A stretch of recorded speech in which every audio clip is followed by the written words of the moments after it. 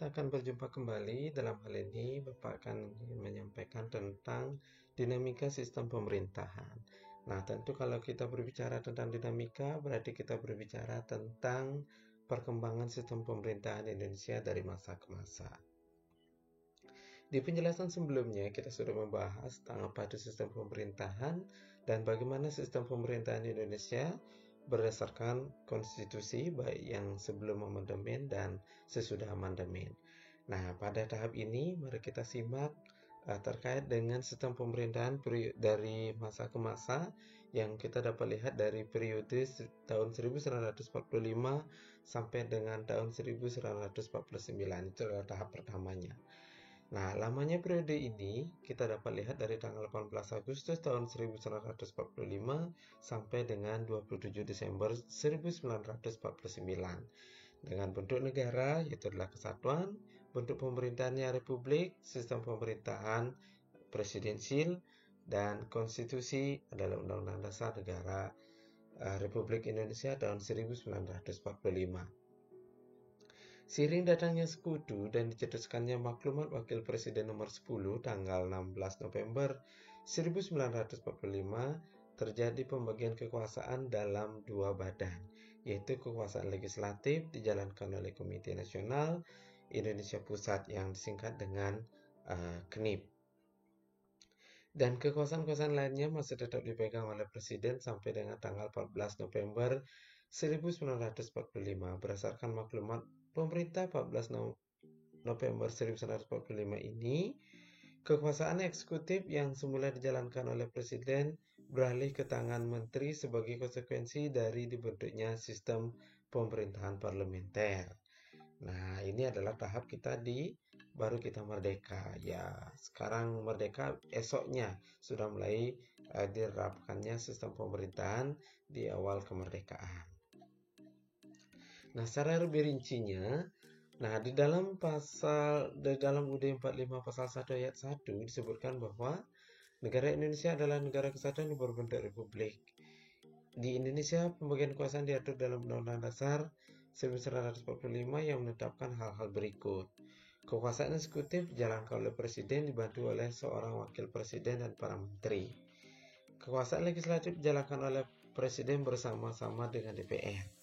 Kekuasaan yudikatif dijalankan oleh Mahkamah Agung. Nah, itu sudah ditegaskan di sana dari 18 Agustus 1945 sampai dengan 17 Agustus 1949.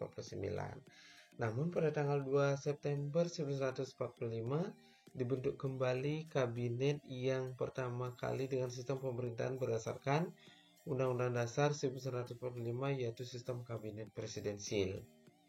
Nah, dalam sistem pemerintahan Indonesia terdapat 5 lembaga yang mengelola negara, yaitu sebagai berikut.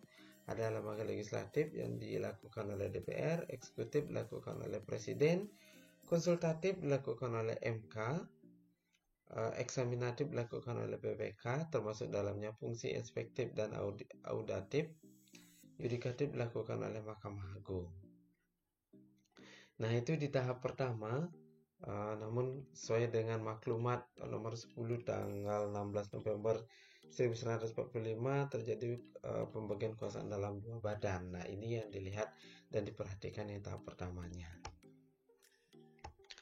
Nah, dalam sistem pemerintahan periode 1949 sampai dengan 1950, nah itu mulai dari lama periodenya dari 27 Desember 1949 sampai dengan 15 Agustus 1950. Dengan bentuk negara adalah serikat atau federasi, bentuk pemerintahannya republik, sistem pemerintahannya parlementer semua atau kuasi parlementer, dan konstitusinya adalah konstitusi RIS. Kita sudah mulai berubah, ya.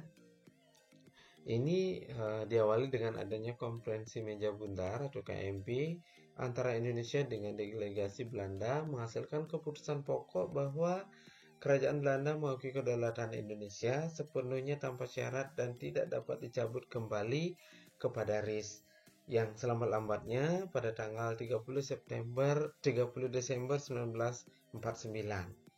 Dengan ditetapkannya konstitusi RIS, sistem pemerintahan yang digunakan adalah parlementer. Namun, karena tidak seluruhnya diterapkan, maka sistem pemerintahan saat itu disebut dengan parlementer semu. Ya, kita dibagi-bagi dalam bentuk kotak-kotak itu ya pada saat itu dengan bentuk sistem pemerintahan parlementer, bentuk negaranya adalah serikat dan atau federasi. Konstitusi RIS ini tahun 1949 kita menurut pasal 1 ayat 2 dalam konstitusi kekuasaan kedaulatan RIS dilakukan oleh pemerintah bersama-sama dengan DPR dan Senat. Negara RIS terdiri dari daerah negara dan satuan kenegaraan yang tegak sendiri, yaitu daerah negara adalah negara bagian, yaitu negara Republik Indonesia, negara Indonesia Timur, negara Pasundan, negara Jawa Timur, negara Madura, negara Sumatera Selatan, dan negara Sumatera Timur. Satuan kenegaraan yang tegak sendiri yaitu Jawa Tengah, Bangka, Belitung, Riau, Kalimantan Barat, Dayak Besar, daerah Banjar, Kalimantan Tenggara, dan Kalimantan Timur. Nah, itu berdasarkan pasal 1 ayat 2 sesuai dengan konstitusi RIS. Kekuasaan kita dibentuk berdasarkan daerah negara dan satuan kenegaraan. Ya, daerah negara dan satuan kenegaraan. Nah, di dalam bentuk pemerintahan RIS terdapat 6 alat perlengkapan federal atau lembaga negara, yaitu ada presiden, menteri-menteri, senat, Dewan Perwakilan Rakyat atau DPR, Mahkamah Agung Indonesia, dan Dewan Pengawasan Keuangan. Itu adalah 6 lembaga atau 6 alat perlengkapan federal. Nah, sistem selanjutnya itu adalah sistem pemerintahan periode tahun 1950 sampai dengan 1959. Nah, berdasarkan hal ini, dalam periode ini berlaku dari tanggal 15 Agustus 1950 sampai dengan 5 Juli 1959. Dengan bentuk negara yaitu kesatuan, bentuk pemerintahan republik, sistem pemerintahannya adalah parlementer, dan konstitusinya adalah Undang-Undang Dasar sementara tahun 1950. Kita kembali lagi. Nah, Undang-Undang Dasar sementara tahun 1950 itu adalah konstitusi yang berlaku di negara Republik Indonesia sejak 17 Agustus 1950 hingga dikeluarkannya Dekret Presiden 5 Juli 1959, yaitu melalui pemilihan umum 1955 berhasil memilih konstituante secara demokratis. Namun, konstituante gagal membentuk konstitusi baru hingga berlarut-larut.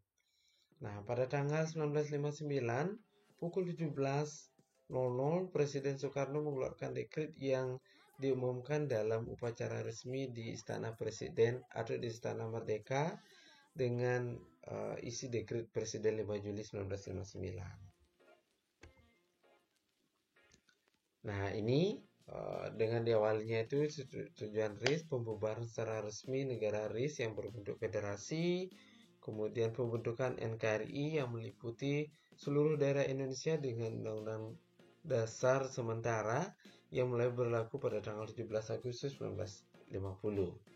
Sistem pemerintahan dijalankan adalah sistem parlementer dengan bentuk negara kembali ke kesatuan.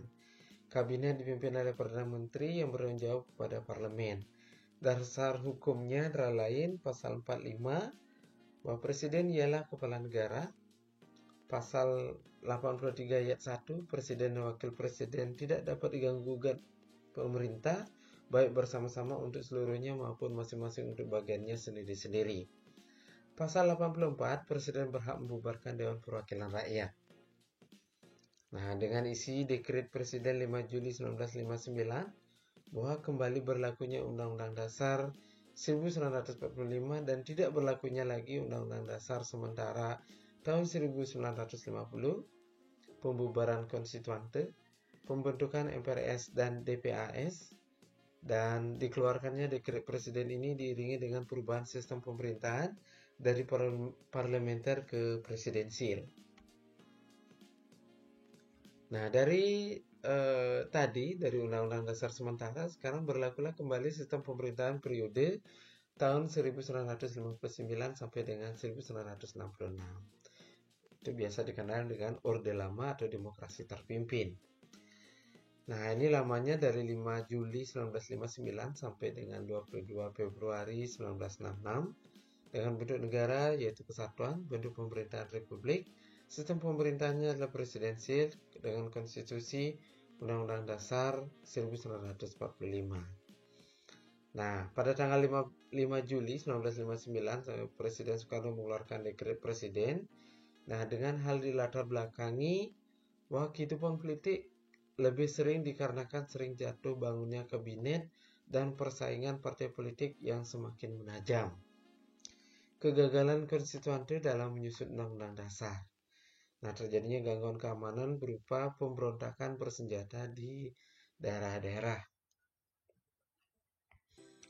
Nah, kemudian dilanjutkan dari Orde Lama menjadi Orde Baru pada periode 1966 sampai dengan 1998. Itu dari 22 Februari 1966 sampai dengan 21 Mei 1998. Itu dengan bentuk negara kesatuan, bentuk pemerintahan republik dengan sistem pemerintahan presidensial.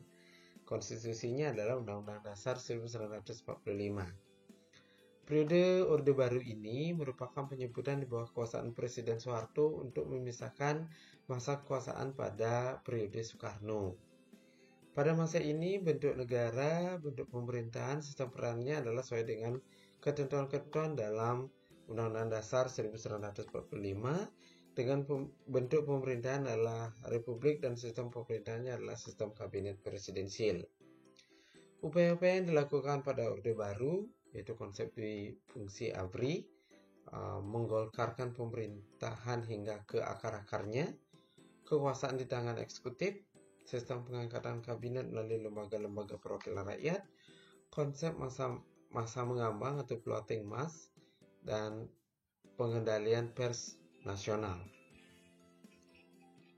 Pada masa periode baru atau Orde Baru, pemerintah menyatakan akan menjalankan Undang-Undang Dasar 1945 dan Pancasila secara murni dan konsekuen, namun pelaksanaan ternyata menyimpang dari Pancasila dan Undang-Undang Dasar 1945 yang murni, terutama pelanggaran pasal 23 hutang konglomerat atau privat debt dijadikan beban rakyat Indonesia, dan 33 pasal 33 Undang-Undang Dasar 1945 yang memberi kekuasaan pada pihak swasta untuk menghancurkan hutan dan sumber alam kita.